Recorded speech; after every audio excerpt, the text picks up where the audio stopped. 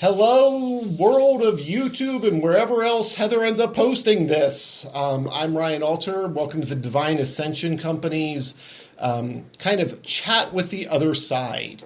Think of it as like a fireside chat, except you're talking to Cleopatra on the other side.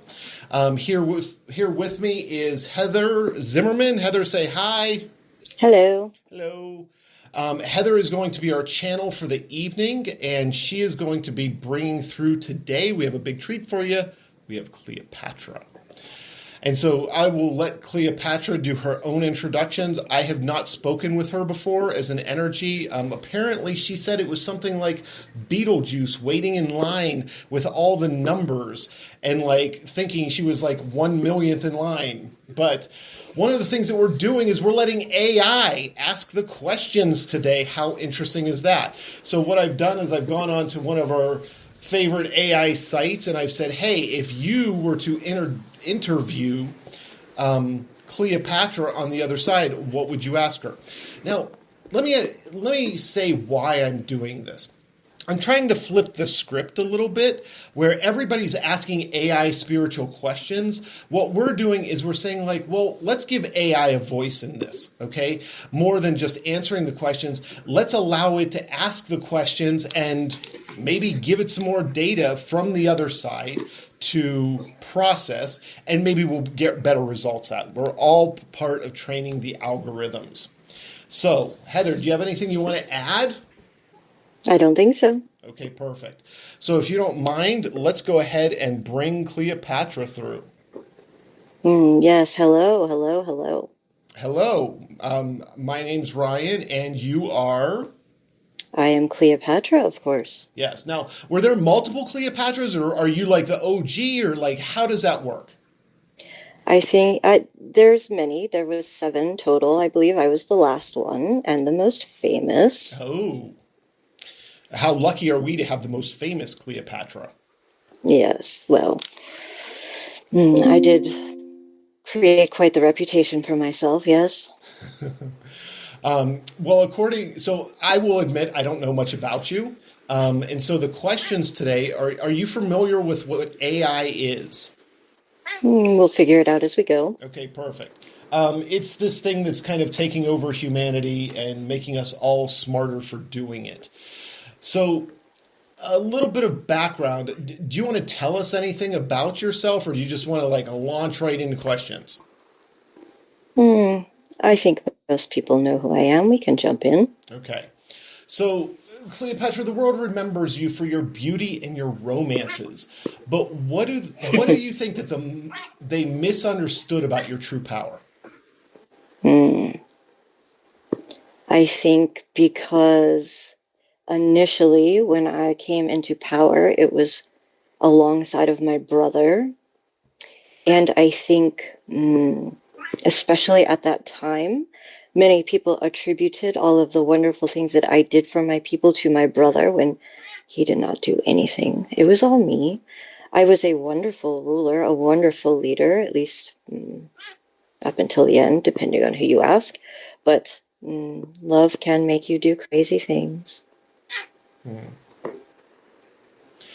When you say love in this category, can you expand on that? Love for whom? My love for another man, it was kind of an unrequited romance, if you will. And some may think it led to the downfall of Egypt, but some may not agree. Okay. Were you trained in the mystery schools of Egypt? I was. Were there any initiations that you had to undergo? Mm, I understand the initiations you were talking about, and it was slightly different at that point because of how young my brother and I were. Um, well, he did not go through it. I did, but I did not go through the whole process. I was mm, busy, but I had the option to go through it, and I chose to mm, spend my time and attention on other things because my kingdom needed me. and I was trying to keep the peace. Okay. So, switching gears a little bit to the more spiritual, mystical questions. What role did Isis play in your life? Hmm. Isis is the mother of all gods. She is important in everyone's life to a degree, but she is the one that you would go to for healing, for guidance, for protection, above all others. Osiris and Isis were very important. Okay. So apparently there's a legend that says you were the reincarnation of Isis herself. Is this true? Mm. I would prefer not to answer that question. Okay, very good. So for our audience, there are certain times when spirit can't tell us certain things because as a collective we are not ready for them. We always respect them when they have those things they come up against. And it can be for a myriad of reasons we found. So I've learned don't pry, just move on. So this is something that our audience is probably going to be very interested in. Did you use plant medicines, sacred oils, or altered states for prophecy and decision making? Yes. Okay, well, you can't get away with a yes/no question. Like, well, how? Tell us more. Well, that was a very common thing back then. But so were blood sacrifices, yes. Yeah, I mean, I actually just skipped that question. That was the one before it.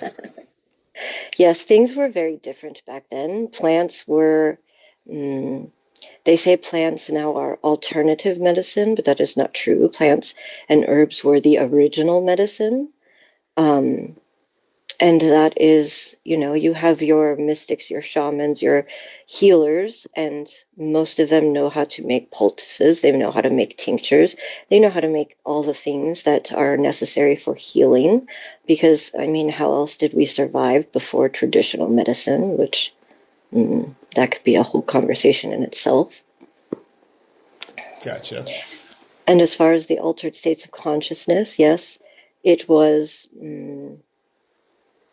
done safely and was monitored by people who knew what they were doing.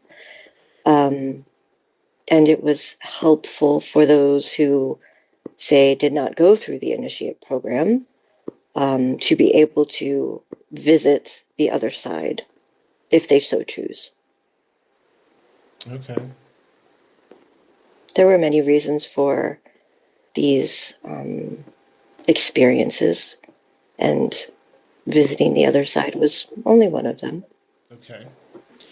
Now, we've had energies come through that have talked about the return of the divine feminine energy to the earth.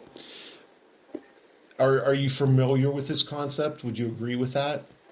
Yes. One of the questions that AI is asking is, how did you balance your divine feminine energy with ruling in a masculine world? Well, you said I was known for my beauty, yes? Having to be a ruler and fulfill a typical male's role in society, you have to balance that with feeling like a woman, with still being a woman. Our bodies are good for that. Our reproductive systems are good for that. Our intuition is good for that. So there are many ways to balance both of those things. But yes, I had to find ways to amplify my divine feminine side more than most because of the largely male role that I had to play as well. Okay. So I just got back from Egypt, and I'm super fascinated by all the temples that we saw, all the energies from the different places. I know I have some locations that I thought were very energetic for me. Which temples and locations in Egypt were some of the more energetic for you? Hmm. Well, the Isis Temple in Philae, that was obviously very powerful. Hathor's Temple as well, but those are two very big divine feminine places. So visiting those temples was very helpful in helping to balance the energies. Okay. So, is there any like, those are kind of like the two big obvious ones. Give me one that's like the least known that you were like, oh yeah, those were the big ones, those were the obvious ones. This is the one I used to sneak away to. The Sphinx, I know it is a well known one, but the Sphinx brought me comfort, and mm, I had to travel there often as that was a docking station for visitors, and the Sphinx brought me great comfort. Okay, I can't let you go without asking about docking space for visitors. There's a whole bunch of rumor, supposition, scientific data that some of it agrees, some of it conflicts about the Sphinx. What's your take on the Sphinx? Mm. Well, I use the term docking station because in front of the Sphinx it used to be water, Mm. and there was a docking station for boats there. So sometimes when people would come to that um, part of the city, the Sphinx would be the first thing they saw. Mm.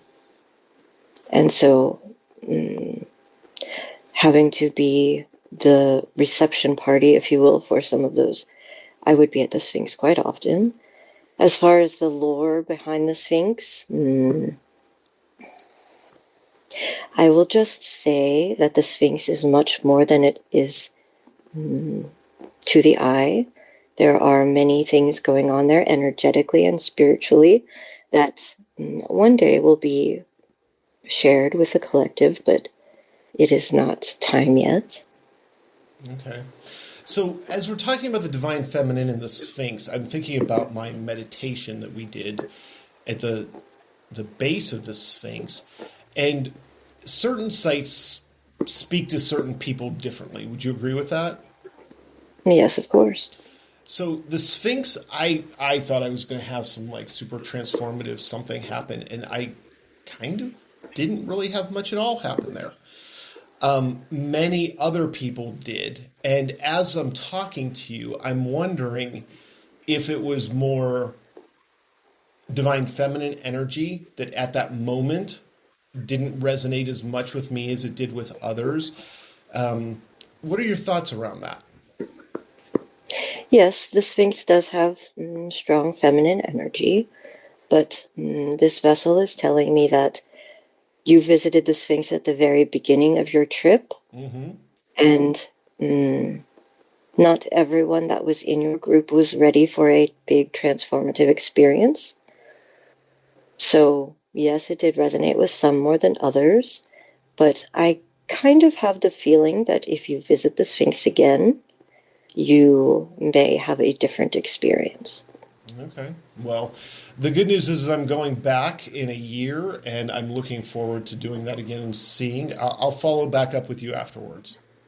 Very well. Okay. So, what would you expect if you had spiritual seekers going out into Egypt, specifically Alexandria or the Nile? What type of things might you expect them to experience? Hmm. That is very hard to say because everyone is at such a different point in their journey. But many people experience the energies that are still held there, as water is a big um, energy amplifier, but also holds lots of memories. So being in or around the Nile has triggered past life memories for a lot of people, whether it's just a feeling, a vision, a knowing. something like that. There is a lot of energy held there still. And same with a lot of the temples and things that are along the water. Alexandria will probably have a very similar effect on people if they have had past lives, where the Nile may help bring one closer to Egypt if they, say, did not have a past life there, and would still allow you to feel that energy, to have that energetic experience, where Alexandria may be more specifically geared toward people who had lived there at one point in time or experienced something there in a past life. Alexandria holds a much different energy than the Nile. Okay. I found the Nile very calming, very lifeblood of civilization. We spent 3 days on the Nile, and it was one of the highlights of the trip for sure. So a couple kind of like final questions, but I have a feeling they might have big answers, so I'm going to make sure to leave you time for those. Do you have any messages for humanity about the rise and fall and the evolution of a civilization? Mm. It is hard work to build and maintain a successful, prosperous civilization, especially Egypt, because of the location and the sacred energies there that history shows. Some of the more accurate parts of history, anyway, show that Egypt has been conquered and fought over for many centuries. So trying to protect and keep that land, and not only keep it, but also to keep it prosperous, because it is barren desert for a lot of it. So the Nile River was very important, and many people coveted that.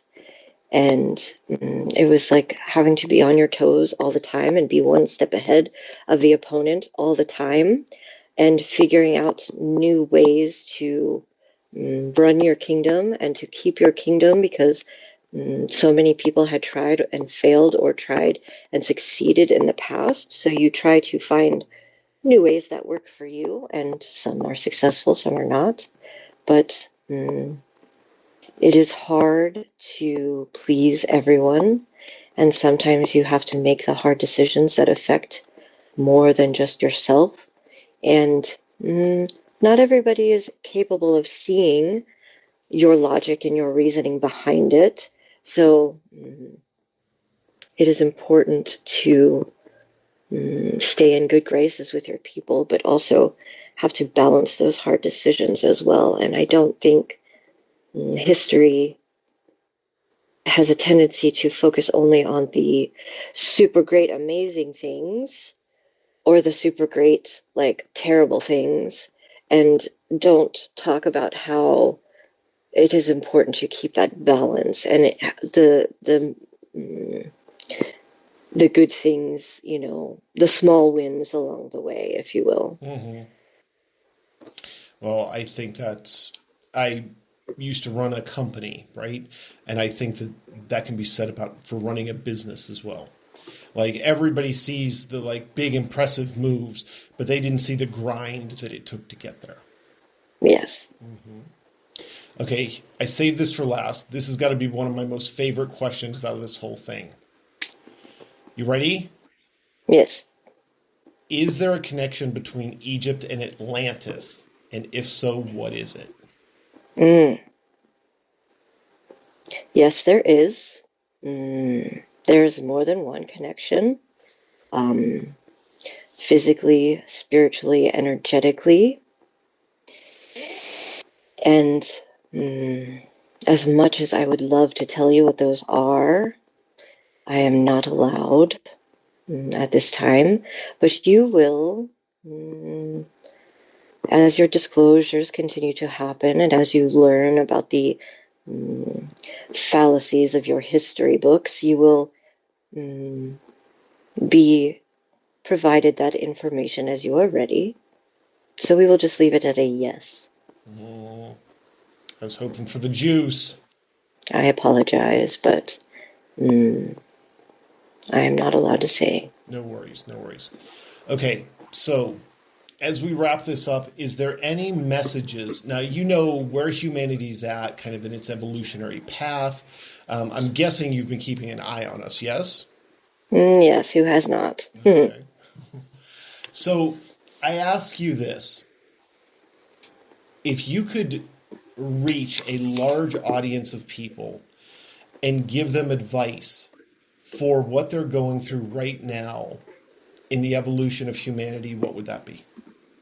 To follow your heart and to not care about what other people think about your decisions. Do not worry yourself with others and their judgments, for at the end of the day, you are the most important part of your life. You are there when you wake up. You are there when you go to bed. You are there when you are born. You are there throughout your life. And following your heart and your intuition is the most important thing, in my opinion, to staying aligned with your journey, whatever that looks like, because it's going to be different for everyone. Listen to yourself. Listen to your heart, your gut, and find what is most in alignment for you. I think that's words to live by right there for everybody. Any final words before we go back to Heather? I don't think so. I look forward to speaking with you again, though. Thank you for coming on and talking with everybody. We greatly appreciate it. Of course, and thank you for finally letting me come through. Of course. Thank you. Goodbye.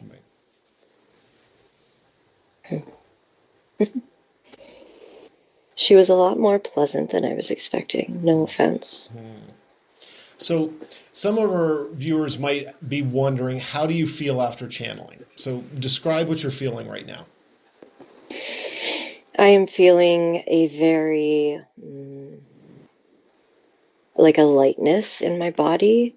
I am feeling, I don't know the right word. It's not a pressure, but it's a energy in my throat, because the throat chakra has to be open in order to bring the channel through. I am feeling, I still feel some of her residual energy because her energy flows through the body. So I feel that connection to her still, even though she's not in the driver's seat, if you will. Yes. And for those of us who may be tuning in for the first time on some of our episodes, one of the analogies we use for channeling to explain it is, we're all familiar with the car. This is a four-seater. You got the kids in the back and the parents up front. And the person, it's analogous to your human vessel, right? Your body. And normally the energy of Heather is normally driving her vessel. But sometimes she can jump over into the passenger seat and let another energy drive or speak. And then she can jump in that driver's seat. And that's kind of what she's referring to there. Does that resonate with you, Heather? Yes, that's correct. Very good. Is there anything that you would like to mention to the audience about, like, how sometimes you feel more things than get said during a channeling session? Is there anything that stood out to you that didn't get said that you got to feel? Yes. She was very protective of Egypt and her people, and she has a great sadness that some of the things that she did accomplish are not as well known as, say, her romance at the end. um, and the way she died. She was very much in love with Mark Antony, and even though some people disagree with how that affected Egypt, um, that is part of the reason why she said to follow your heart, because that put a lot of things in motion that needed to happen, but people don't understand that part of it, um, which is part of being in alignment with your journey, because the divine plan, the divine tapestry is so detailed and so like intricate that humanity, Egypt is the seat of humanity, right? Things would have turned out quite different if that story had not played out. So it was important for other things to fall into place. So she,